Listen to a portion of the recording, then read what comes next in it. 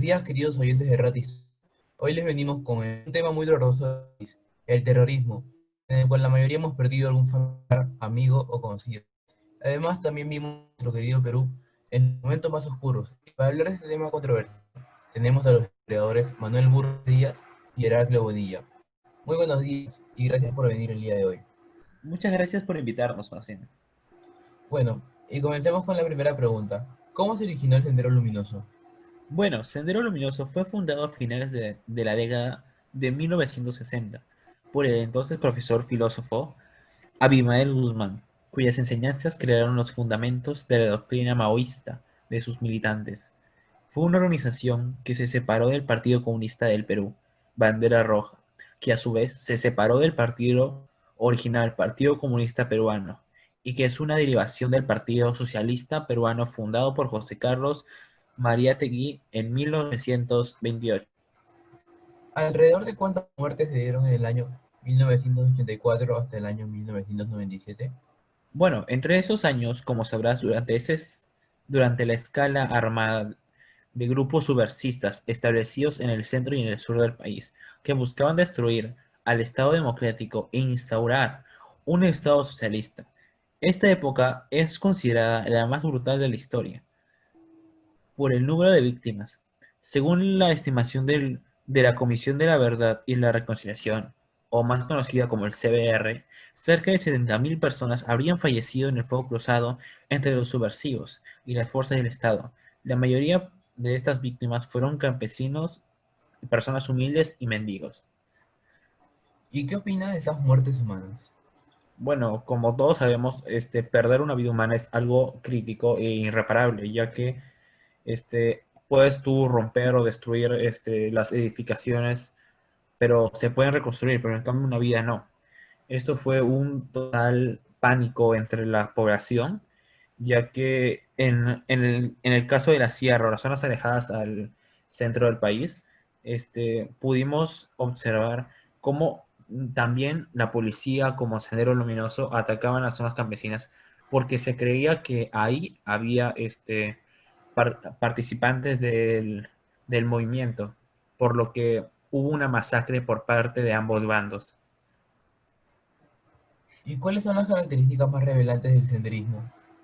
Bueno, como sabemos, fue una organización terrorista de tendencia ideológica marxista, leninista y maoísta, que se resume en el llamado pensamiento Gonzalo, originado en el Perú.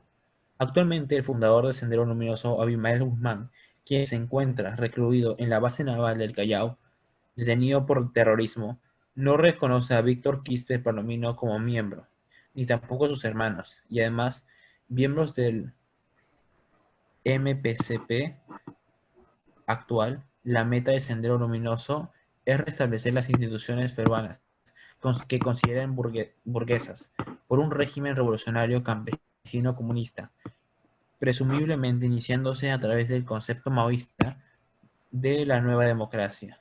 En 1980 se desató la época de terrorismo en el Perú, la cual participó como principal agente el terror hasta la captura de su líder, Abimael Guzmán Reynoso, en 1992, tras lo cual solo ha tenido actuaciones esporádicas.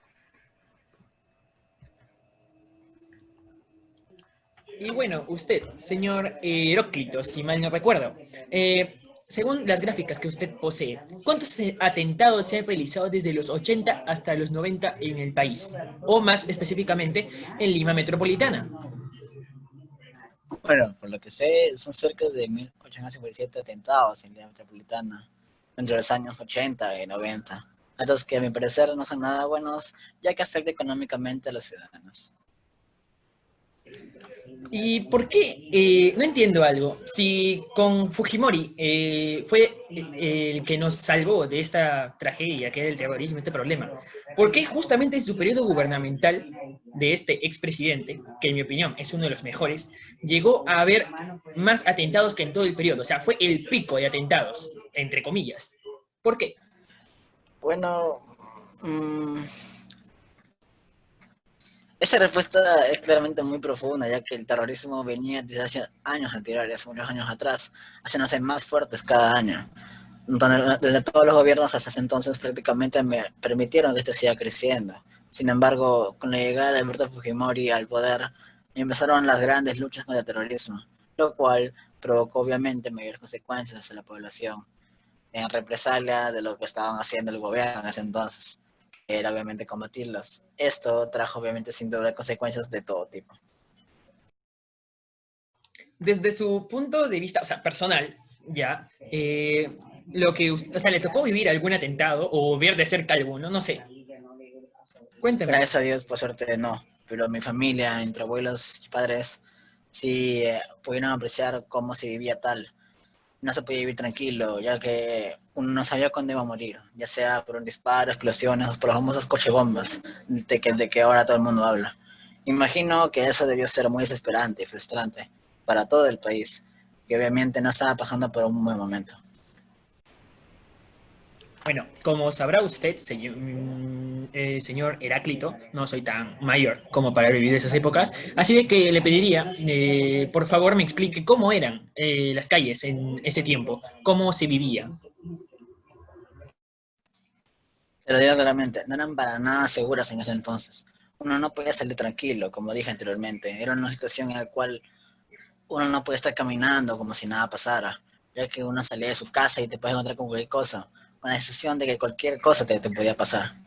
En ese entonces el terrorismo había azotado por completo la mayoría de las calles, universidades, locales, algo que sin duda fue muy frustrante y desesperante para los ciudadanos. Bueno, y ya para ir finalizando todo esto, quería conocer, según usted, por lo que ha investigado, sus conocimientos, cómo se practica el senderismo en la actualidad, aparte de lo que se conoce como el Brain, porque ahí sabemos que están la mayor cantidad de senderistas, pero fuera de ese lugar, ¿dónde está ese grupo? ¿Qué actos Bueno, realiza actualmente? desde mis años puedo apreciar en la actualidad que ya no es un grupo que se puede ver fácilmente por las calles. ¿A qué me refiero con esto? Que hoy en día estas personas son infiltradas en grupos como la ONGS, en el Poder Judicial, en el Congreso, que poco a poco van promoviendo grupos terroristas dentro de ellos. Por ejemplo, en el caso de la ONGS, ellos no tienen un registro del dinero, por lo que aprovechan a robar dinero y distribuirlo en distintos partidos políticos. O también suelen contribuir a las mafias, drogas, etc. Lo que me refiero es que este grupo ya no se dan a conocer mucho, sino que se meten dentro de ellos. Bueno, yo y mi compañero Diego Lozano les agradecemos a ustedes por la participación en esta entrevista. Me pareció muy interesante porque nos enseñaron distintas cosas que por nuestra edad nosotros no conocíamos, como la cantidad de atentados que sucedieron en Lima, cómo se vivía en esas épocas, si era seguro o no. Bueno, muchas gracias por su participación en este podcast y esperamos tenerlos nuevamente en otro programa.